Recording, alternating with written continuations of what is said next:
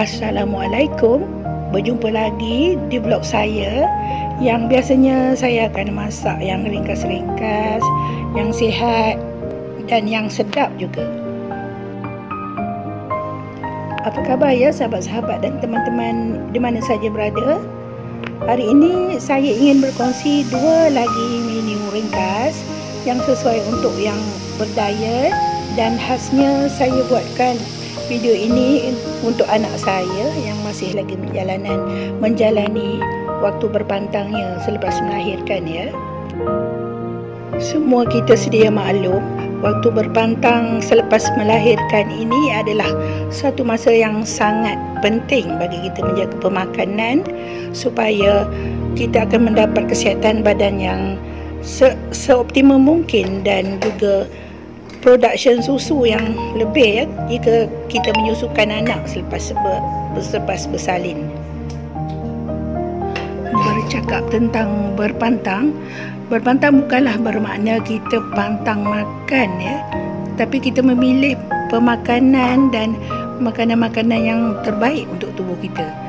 Bukanlah kita berpantang sehingga kita tidak makan, semua benda semua kita tolak kan. Itu sudah tidak betul lah istilah pantang yang dimaksudkan oleh saya dalam hal ini. Maklumlah waktu melahirkan itu telah banyak tenaga yang kita keluarkan dan juga banyak darah yang juga kita dah hilang. Jadi sewajarnya lah kita memilih makanan yang terbaik untuk kesihatan semula tubuh kita ya. Okey, cukuplah setakat itu kita bercerita tentang hal berpantang. Jom kita mulakan memasak. Kita mulakan memasak dengan satu sajian istimewa, iaitu singgang ikan tenggiri. Mula-mula kita panggang sebentar ikan tenggiri yang telah kita gaul bersama garam dan kunyit. Ini cuma untuk mengeringkan sedikit ikan dan menghilangkan bau hanya ikan ya. Langkah ini sebenarnya optional kerana setengah orang dia tak perlu untuk memanggang ikan ini ataupun pan fried sekejap kerana mereka suka masukkan saja terus ke dalam kuahnya. Tapi bagi anak saya, dia tidak suka dengan bau ikan yang terus masak macam itu. Dia cuma suka dia garingkan sedikit. Itu saja bezanya. Kalau tak nak langkah step ini pun boleh, just terus masukkan ke dalam kuahnya nanti ya. Oh, jangan heran pula ya mengapa satu saja ikan tu, sebab ini untuk anak saya seorang je lah ya. Orang lain masak cara lain. Saya pun kadang-kadang saya masak untuk dia saja. Saya sendiri makanlah makanan biasa yang kita boleh makan ya. Satu lagi, orang berpantang ni tak boleh makan banyak-banyak. Satu portion tu cukup untuk sekali makan. Kalau kita makan banyak, nanti lepas pantang nanti bukan makin cantik, makin gemuk pula kita ya. Bila dah masak sebelah, pusingkan ke sebelah sana sehinggalah kedua-dua belahnya masak.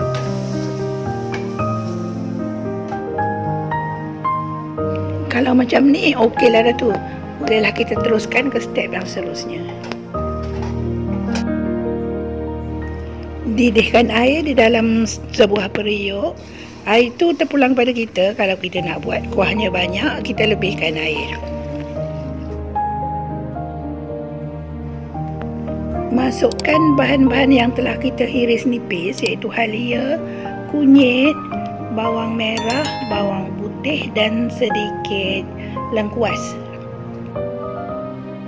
Masukkan juga beberapa biji lada hitam ya, yang tanpa ditumbuk. Yang ini untuk menambahkan perasa sajalah kepada kuah singgang kita nanti. Masukkan daun bay sebagai pengganti daun salam, dan saya memasukkan 2 keping asam keping, iaitu asam gelugur ya. Kalau di Malaysia panggil asam gelugur, tapi kalau di Indonesia saya tak pasti, mungkin asam kandis ataupun tak tahulah ya namanya. Siapa yang tahu tu silalah komen di bawah ya. Dan sebatang serai yang saya cuma ketuk-ketuk begitu saja. Masukkan juga sedikit sebruk kunyit untuk memberi warna kuning kepada kuah ikan kita nanti.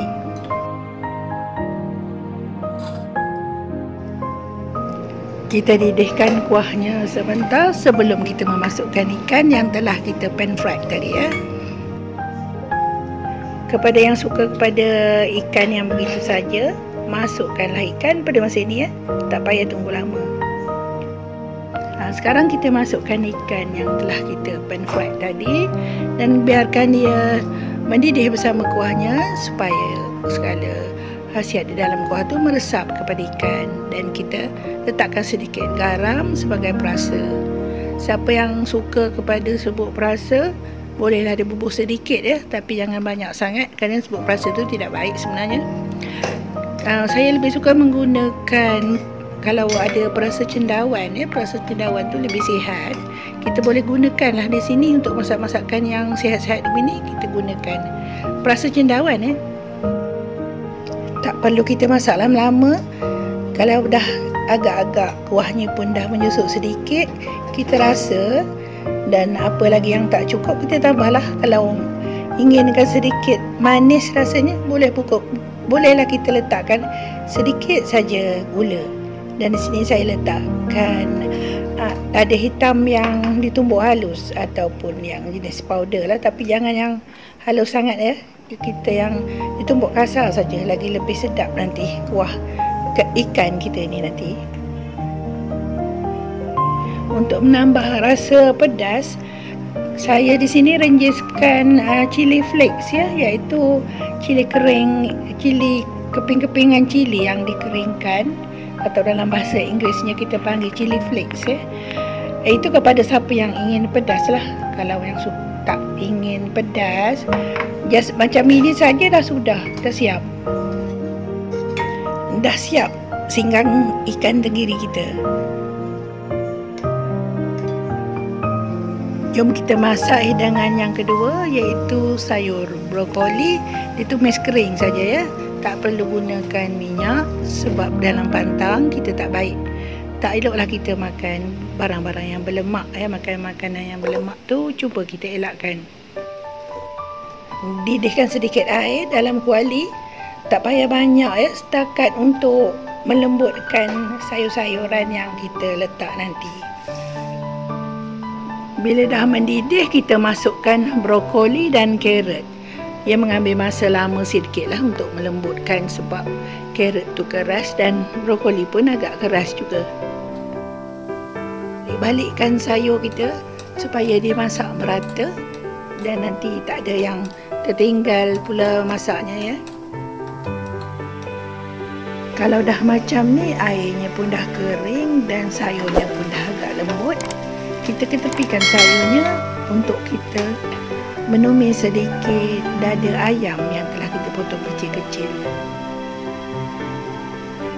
Untuk memberi rasa enak kepada tumisan kita ini, kita letakkan sedikit olive oil ya, kerana olive oil ini ialah minyak yang terbaik. Jadi kalau kita makan sedikit pun tidak ada salah pada tubuh badan kita ya.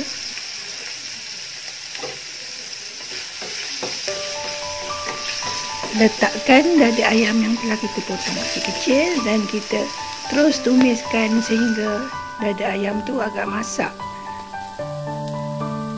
Tambahkan sedikit lada hitam pada peringkat ini ya.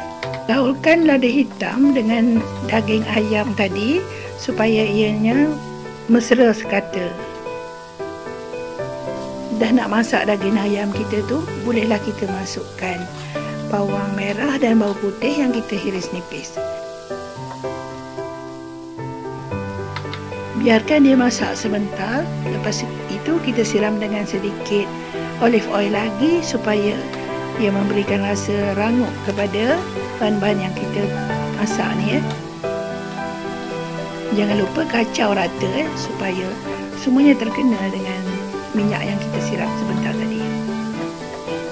Apabila sudah begini, bolehlah kita gaulkan semua sekali brokoli, ayam dan carrot serta bawang-bawang yang telah kita tumis tu, supaya semuanya sekata dan mesra ya.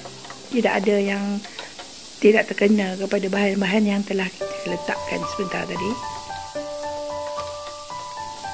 Dah siap sayur kita, silalah kita rasa dan tambahkan sedikit garam Jika ada perasa yang elok kita gunakanlah. Kalau tidak, boleh ditinggalkan saja perasa ya. Sekarang bolehlah kita tutup api dan kita hidangkan dua hidangan kita tadi. Dah siap dua menu untuk yang berdayat dan berpantang. Dan saya rasa setakat ini untuk kali ini. Berjumpa lagi di lain video.